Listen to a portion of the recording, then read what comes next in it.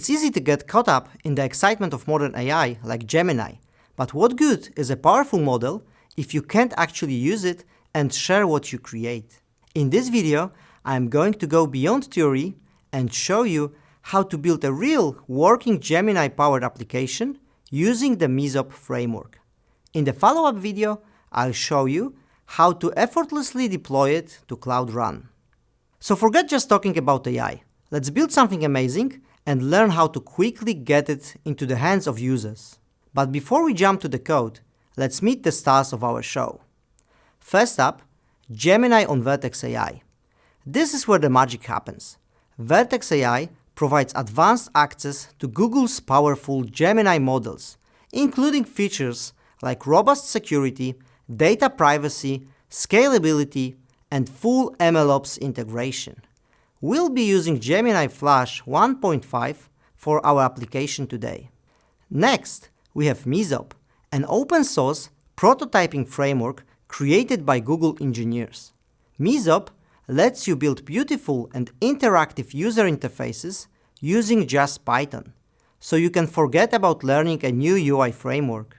With a declarative approach and a rich set of pre-built components, it simplifies UI development and allows you to focus on building great AI-powered experiences.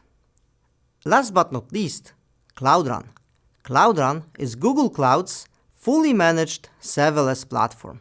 It makes deploying and scaling our applications incredibly easy. Just write your code, then build it and deploy it with Cloud Run. You don't have to worry about servers or scaling because it's handled based on the demand. And the best part? The free tier. In many cases, you can run your code free of charge. Alright, let's take a look at what we're going to build today.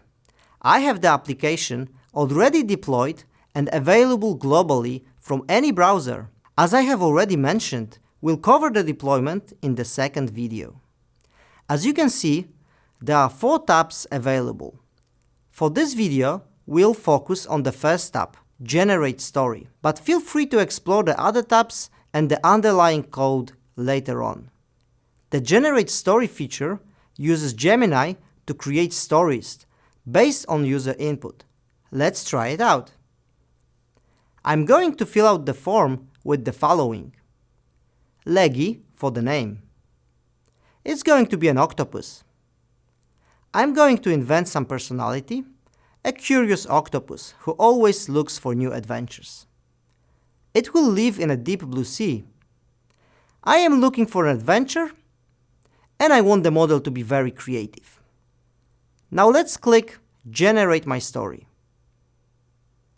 And there we go. After a couple of seconds, we have a brand new story in the output section of the app. So what's happening behind the scenes? Let's take a look at the code. You can find it linked in the description below. Here's the directory structure of our app. A few things to note. The shared folder contains the code for the app's navigation. We won't focus on that in this video. Procs file is used to determine how to start the application. Main.py, this is where the core logic of our application lives.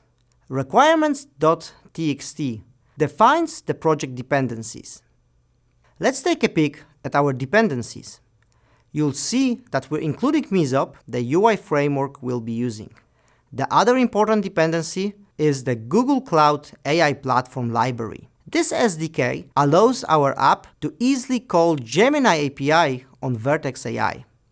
Now, let's dive into main.py, which contains the heart of our application logic.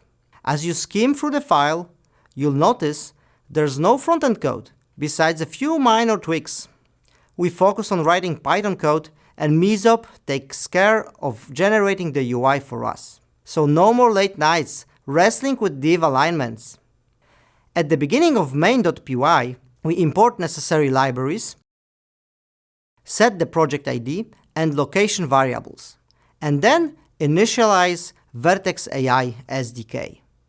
When developing with Mesop, we use annotations to create landing pages and assign them to URLs.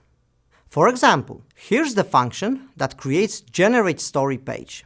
The Me object gives us access to Mesop's components.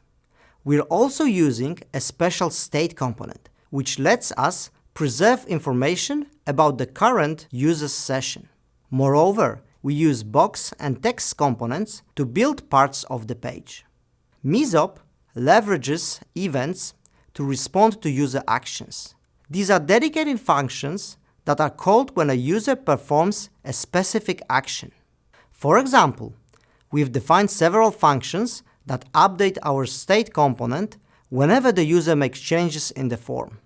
The most interesting part is the event that handles calling Gemini when the user clicks Generate My Story button. Let's see that part of the code. It is found in the Generate Story function. Here's the most important part. We start by pulling the session state to get the user's input. Temperature controls the model's creativity. The higher the value, the more creative the predictions will be. Then, we use the user's input to construct a final prompt that we'll send to Gemini. You'll notice it includes instructions for what we expect the output to be. Finally, we create a generative model object using the model name, in our case, Gemini 1.5 Flash. We configure the safety settings for the call and package everything into a list of arguments for the generate content function. After a successful call, we receive the model's prediction in response.text, which we store in the session so the UI can be updated accordingly. As you can see, the entire solution is quite straightforward. Once you understand the basic concepts of Mesop, such as user state, page annotations, and events. In this video, we explored the Mesop framework and learned how it can be used to speed up development of Gemini-powered apps. In the next video, I'll go over the details of setting up the local development environment and the deployment process. Now, it's your turn to explore. Check out the resources linked below and analyze the attached code repository. See you soon!